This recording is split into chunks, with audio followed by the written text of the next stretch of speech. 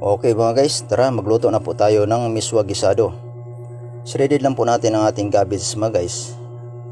Kailangan natin lang po i-shredded ito at i-mix natin ang ating carrots mga guys. Balatan lang po natin ito mga guys ang ating carrots.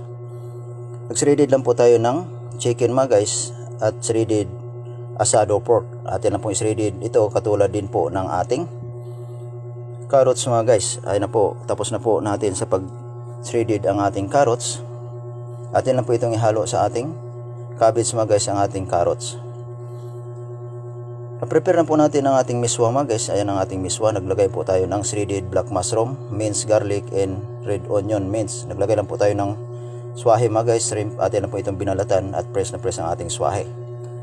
Naglagay lang po tayo ng tubig sa ating kawali mga guys. Pakuluin lang po natin ito at atin po itong ilagay ang ating miswa. Saglit lang po ang pagpakulo ng ating miswa mga guys dahil napakuluan na po natin ito kanina. Ininit lang po natin ang ating miswa mga guys. Ilagay na po natin ito sa strainer mga guys at atin po itong linisin ang ating kawali. Initin lang po natin ito mga guys at maglagay lang po tayo ng cooking oil.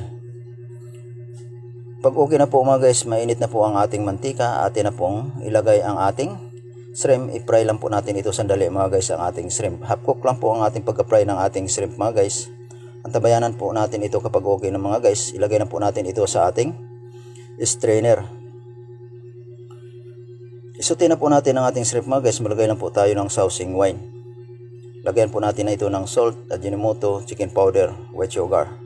Isutin lang po natin ito mga guys. Haluluin lang po natin ito para kumapit ang kanyang sauce sa ating shrimp.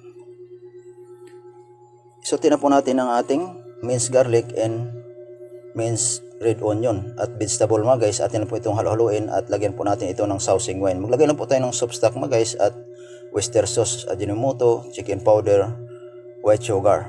Haluin lang po natin ito mga guys at lagyan po natin ito ng light soy sauce. Atin lang po itong haluin at pangpalasa po ng ating miswa gisado. Maglagay lang po tayo mga guys ng sesame oil. At ilagay na po natin ang ating miswa. Atin na po itong haluluin mga guys. Atin na po itong dahan-dahanin pagkahalo at hinaan po natin ang ating apoy para hindi masunog ang ating miswa. Kapag okay na po mga guys, atin na po itong hanguin at ilagay na po natin ito sa ating plato.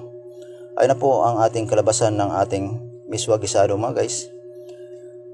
Itap lang po natin ang ating nasuti na shrimp mga guys. Ayan na po ang ating shrimp. Itap lang po natin ito sa pinakataas ng ating shrimp.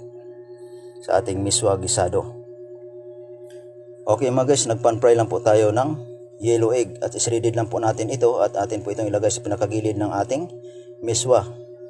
Naglagay rin po tayo ng meatball mga guys. Atin lang po itong tinimplahan at atin po itong na-fry ang ating meatball. Ilagay lang po natin ito sa pinakataas ng ating miswa at maglagay lang po tayo ng spring onion at naglagay din po tayo ng fried onion native mga guys sa pinakataas ng ating miswa. Ayun na po mga guys, ready to serve na po sa ating customer. Maraming salamat po mga guys sa inyong panonood sa aking FB page. Maraming salamat po sa inyong suporta mga guys sa aking FB Reels. Maraming salamat po sa inyong mga guys.